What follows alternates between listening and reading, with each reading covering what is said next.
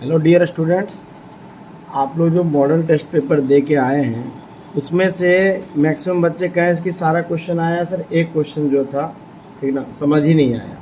देखो बच्चों, क्वेश्चंस अभी बेसिकली बैलेंसिंग के तहत डाला गया है। एक्चुअली वो क्वेश्चन जो है ठीक है चैप्टर 4 का है, कार्बन कंटेनिंग कंपाउंड का है। स्टर बनाने का एक मेथड होता है, इसको स्टेरिफिकेशन बोलते हैं बच्चों, उसका है। जैसे आपका क्वेश्चन में दिया गया था क्वेश्चन नंबर 19 का first, write a balance chemical equation for the following reaction. Ethanol is warm with ethanoic acid to form ethyl acetate in the presence of concentrate H2SO4। कुछ नहीं था बच्चों, बेसिकली फार्मूला लिखना था।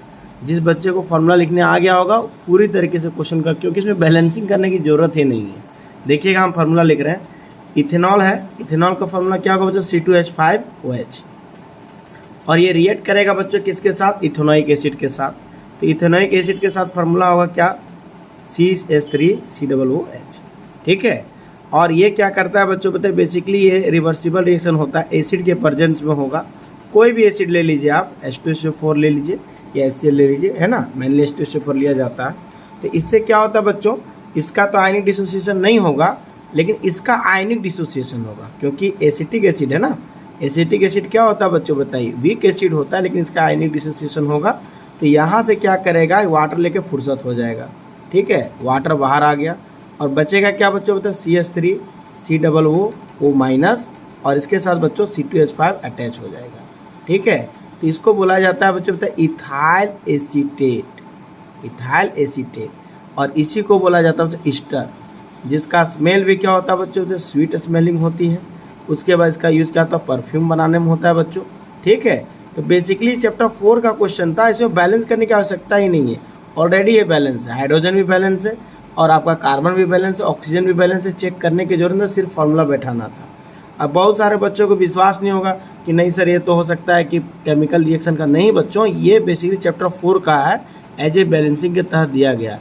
आपको मैं NCERT का बुक में भी दिखा सकता हूँ, सेम एज इट इज है। देखिए यहाँ पे सेम क्वेश्चन है, ester are most commonly form by the reaction of an acid and an alcohol. Ethanoic acid लिया गया बच्चों, देख लीजिए, है ना, एंड रिएक्शन विथ एब्सोल्यूट। देखिए बच्चों, हम पहले बोल दिए एक IPC नेम होता है, जस्ट सिखाया जाएगा, ठीक ना, आप लोगों को वीडियो लेक्चर में मिल जाएगा। 2 कार्बन है और एसिड है, तो 2 कार्बन का इथ लिखा जाता है बच्चों बताइए। और ओइक एसिड इसका क्या होता है बच्चों बताइए, सफिक्स, ठीक ना, इथेनोइक एसिड। और इसको हम लोग कॉमनली क्या बोलते हैं, एसिटिक एसिड। हमने बताया भी था, एसिड और बेस में हम बताए थे बच्चों बताइए। ये होता है फॉर्मिक एसिड और मिथेनोइक एसिड, जो चींटियों में पाया जाता है बच्चों, ठीक ना, चींटियों में जो डंक मारता है, जो लहर होती है बच्चों एसिड के कारण, वो होता है फॉर्मिक एसिड। और ये होता है बच्चों एसिटिक एसिड, ठीक है। बेसिकली हमने इसका टाइप्स भी बताया था, हर कुछ बताया था बच्चों, ठीक ना। तो बेसिकली इसमें कुछ नहीं था, आपको रिएक्शन करना था अल्कोहल के साथ। और देख लीजिए बच्चों, सेम इक्वेशंस है, इथेनोइक एसिड और इथेनॉल वार्म होगा बच्चों इन द एसिड, एसिड के जगह पे आप H2SO4 लिख सकते हैं, ये बनेगा बच्चों ईस्टर। और इसी प्रोसेस को बोला जाता है बच्चों स्टेरिफिकेशन, और वाटर रिलीज होगा बच्चों। कोई बैलेंस करने की जरूरत नहीं थी, ऑलरेडी बैलेंस था ये, ठीक है डियर स्टूडेंट्स। इसलिए परेशान नहीं होना, नेक्स्ट चैप्टर में हम लोग आएंगे।